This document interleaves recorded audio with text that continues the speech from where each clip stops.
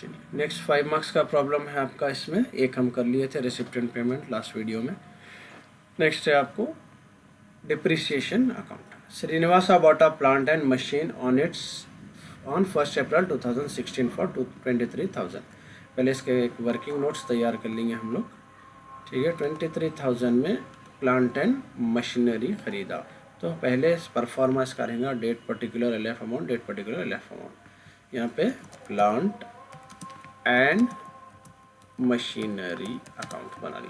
उन्हें अगर खाली मशीनरी दिया तो मशीनरी अकाउंट बनाओ, प्लांट एंड मशीनरी दिया तो प्लांट एंड मशीनरी, फर्नीचर दिया तो फर्नीचर। 23,000 में इन्हें खरीदा, तो सबसे पहले यहाँ पे लिख दिया मैं इसको, फॉर्मेट है टेक्स्ट। 23,000 ये इन्हें खरीदा, बॉट, ओके। मैंने खरीदा 23,000 में, सबसे पहले वर्किंग नोट्स बना ले रहा हूँ मैं। उसके बाद में 2,000 पे करा इंस्टॉलेशन के, 2,000 उसके अंदर ऐड हो जाएंगे, ये 2,000 है इंस्टॉलेशन के, तो उस हिसाब से इसको मशीन पड़ गई 25,000 की, डन, ठीक है। उसके बाद for its depreciation is to be allowed 10%, 10% depreciation का रेट,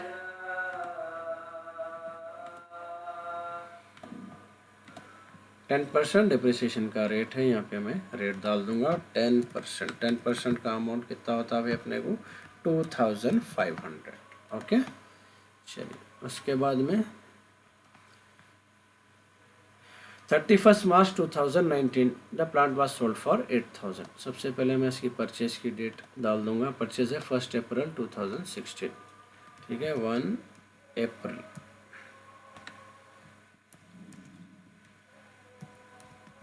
में खरीदे और उसको सोल्ड कर दे रहे हैं 8,000 अमाउंट में 31 मार्च,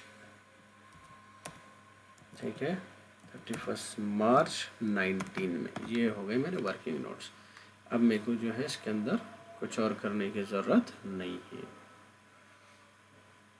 ठीक है। 31 मार्च फाइनेंशियल ईयर को एंडिंग हो रहा है अकाउंट। अब यहाँ से आएंगे हम प्रॉब्लम। सबसे पहले मशीन खरीदे 23,000, कौन सी डेट पे खरीदे, यहाँ पे डेट है अपने पास जो है 1 अप्रैल 2019 में खरीदा, और 2016 में। तो सबसे पहले लेफ्ट से शुरू करेंगे, 1 अप्रैल 2016 में खरीदे। जब भी मशीन खरीदेंगे उसको लिखेंगे अपन टू बैंक अकाउंट। कितने में लिए अपन 23,000, मशीन खरीदते टू बैंक। फिर सेम डेट पे 2,000 रुपीज़ और ख़र्च करें उसके ऊपर इंस्टॉलेशन को, उसको भी लिख देंगे अपन टू बैंक 2,000 रुपीज़।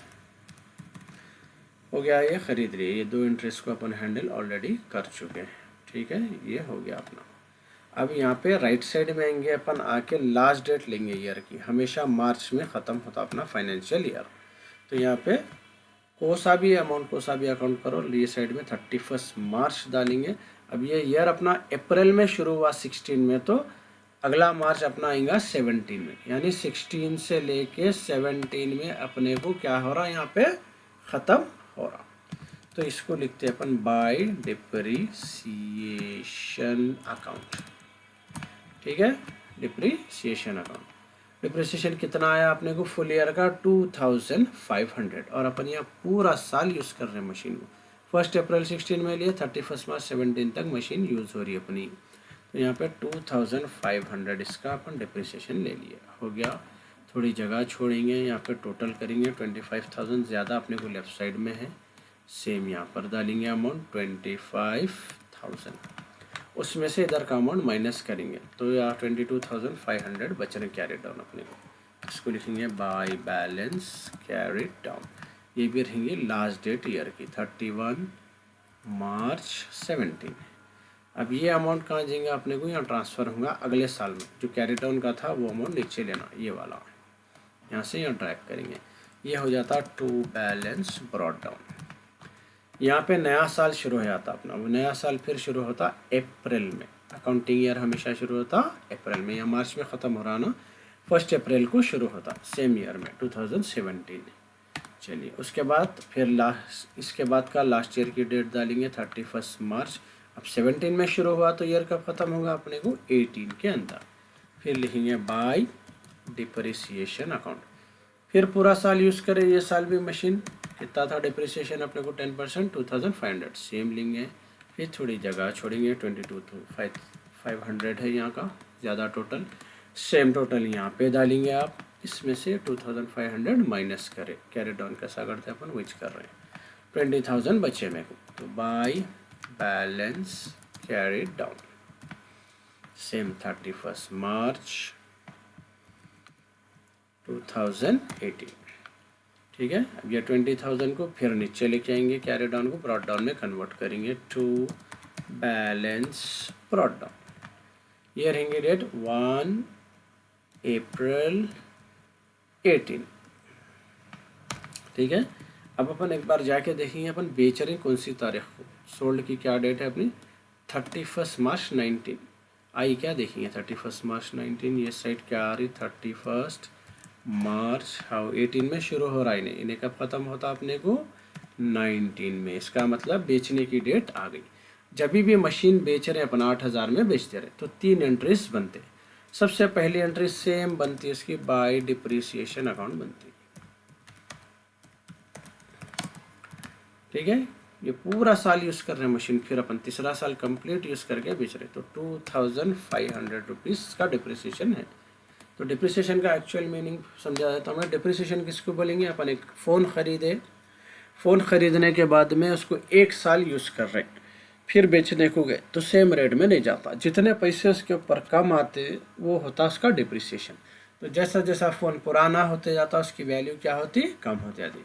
वैसे यहाँ प्लांट एंड मशीनरी पुरानी होते जा रही तो हर साल उसका 10% रेट कम कर दे रहे हैं अपन। तो 3 साल के बाद उन्हें क्या रेट में बिक्री, 3 साल के बाद 8,000 में बेच रहे हैं, उसमें फ़ायदा हो रहा है नुकसान। तो या तीसरा साल भी यूज़ करें अपन, यूज़ करें तो उसकी वैल्यू कितनी कम कर लिया 10% अपन 2,500 फिक्स्ड। उसके बाद क्या करेंगे, सेकेंड एंट्री बेचते वक्त सेम डेट पे बाय कैश लिखेंगे। ठीक है, खरीदे तो क्या लिए थे अपन 2 बैंक लिए थे ना, बेचे तो क्या लेंगे बाय कैश। कितने में बेच रहे हैं अपन 8,000 उन्हें दिए हुआ है अपने, सेम डेट डालेंगे 31 मार्च 19। इसके बाद फ़ायदा हो रहा है या नुकसान हो रहा है ये काउंट करेंगे। ये कैसा काउंट करेंगे अपन, तो यहाँ पे अपने को जो है मशीन ख़रीदे कितने में थे अपन 25,000 में, और डिप्रिसिएशन कितने लिए अब तक उसके देखेंगे 2,500 5,000 हो गए, फिर 2,500, ये 3 लिए ना डिप्रिसिएशन, ये एक लिए, ये एक लिए और ये एक लिए। तो तीनों डिप्रिसिएशंस मिलाए तो टोटल हो रहा तीनों का 7,500। तो 25,000 में से 7,500 माइनस करना है अपने को, उतनी वैल्यू कम हुई। 25,000 में से 7,500 अगर मैं माइनस करा तो कितने बचे हुए 5,000, ये गए 17,500 बचे हुए। ओके, इतने में बेचना था, लेकिन मैं बेच रहा हूँ कितने में मशीन 8,000 रुपये में। इसका मतलब सीधा सीधा मेरे को नुकसान हो रहा। कितने का नुकसान हो रहा भाई, 9,500 रुपये का नुकसान हो रहा, राइट। 9,500 रुपये का लॉस हो रहा। लॉस हो रहा तो फिर सेम साइड एंट्री बनाएंगे बाय P&L अकाउंट, ब्रैकेट में लिख देना लॉस हो रहा। तो प्रॉफिट हो रहा तो ये सेम एंट्री ये साइड में लिखते हैं अपन, टू P&L अकाउंट बोल के ब्रैकेट में प्रॉफिट लिखते हैं। अगर प्रॉफिट हो रहा तो बहुत कम आते प्रॉफिट के एंट्रीज, लॉस हो रहा तो सेम जगह पे बाय P&L अकाउंट लॉस बोल के लिख देना। यहाँ पे कितने का लॉस हो रहा अपने को 9,500, सेम डेट डालेंगे 31 मार्च 19। ठीक है, दोनों साइड का टोटल, क्योंकि सिंगल मशीन है दोनों साइड का टोटल सेम सेम आता अपने को। ये साइड 20,000 आ रही मेरे को, तो ये साइड भी 20,000 ही चाहते हैं मेरे को। ठीक है, 8 2 बराबर 20,000 यहाँ पर भी आ रहा है। ये 5 मार्क्स का डिप्रिसिएशन ख़त्म हो गया। Thank you.